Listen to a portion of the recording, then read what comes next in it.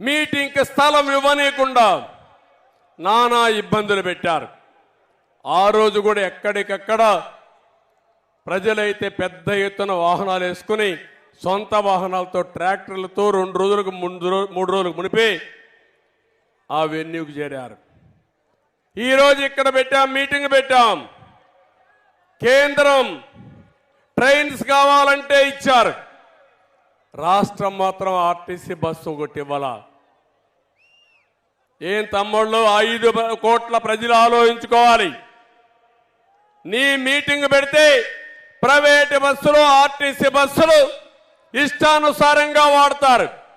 అదే ప్రతిపక్షం మీటింగ్ పెడితే మేము డబ్బులు కడతామంటే బస్సులు ఇవ్వనీయకుండా చేశారంటే ఇది ప్రజాస్వామ్యమని మిమ్మల్ని అడుగుతున్నా.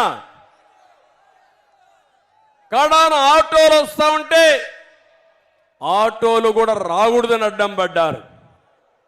ప్రైవేటు బస్సులు ఇస్తా ఉంటే దానికి కూడా అడ్డం పడ్డారు. కానీ సంకల్పం ఉంది. మీరు ఎన్ని ఇబ్బందులు పెట్టినా తప్పించుకొని ఈ మీటింగ్కి వచ్చి బ్రహ్మాండంగా జయప్రదం చేశారంటే మిమ్మల్ని అందరినీ మనస్ఫూర్తిగా అభినందిస్తున్నాను. ఇంకో పక్క భవిష్యత్ గ్యారంటీ మీద ఇప్పటికే కార్యక్రమం మనం స్టార్ట్ చేశాం. ఈ భవిష్యత్ గ్యారంటీ ఒక పక్క తీసుకుపోతూనే ఉమ్మడి ఎలక్షన్ మేనిఫెస్టో కూడా తొందరలోనే తయారు చేసి ఇంకొక 1-2 మీటింగులు పెట్టాలనుకుంటున్నాం. నేను పవన్ కళ్యాణ్ గారు అందరు నాయకులు కలిసి ఒకటి అమరావతిలో ఒకటి తిరుపతిలో పెట్టి ఆ 2 మీటింగులు ఒక మీటింగులో ఉమ్మడి ఎలక్షన్ మేనిఫెస్టో కూడా అనౌన్స్ చేస్తామని చెప్పి కూడా నేను మీకు తెలియజేస్తున్నా. ఇప్పటికే మహాశక్తి కార్యక్రమానికి శ్రీకారం చుట్టాం. ప్రతి ఒక్క ఆడబిడ్డకి 1500 రూపాయలు నెలకు ఇవ్వడానికి 18 సంవత్సరాల వయసు వచ్చిన వాళ్ళందరికీ ఇస్తున్నాం. ఇంకో పక్క చదువుకునే పిల్లలందరికీ తల్లికి వందనం కింద 15,000 రూపాయలు ఇస్తాం. ఒకప్పుడు దీపం పెట్టాం, మళ్ళీ 3 సిలిండర్లు ఇవ్వాలని చెప్పి నిర్ణయించాం. ఉచితంగా 3 సిలిండర్లు ఇస్తాం. ఆర్టీసీ బస్సుల్లో ఆడబిడ్డలకు ఉచిత ప్రయాణ సౌకర్యం కల్పించడానికి ఇప్పటికే నిర్ణయం చేశాం. ఇది కాకుండా ఇంకో పక్కన మీరు చూస్తే ఏదైతే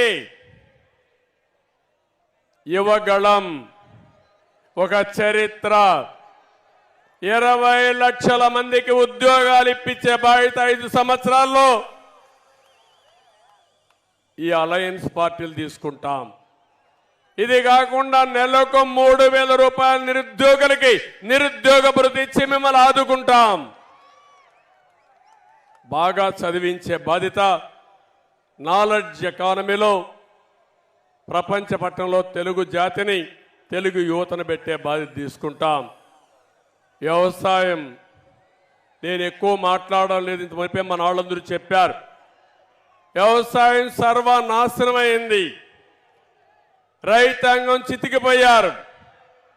ఆత్మహత్యల్లో నెంబర్ 1 ఉన్నాం, అప్పుల్లో నెంబర్ 1 ఉన్నాం. మళ్ళీ రైతు రాజ్యం వస్తుంది.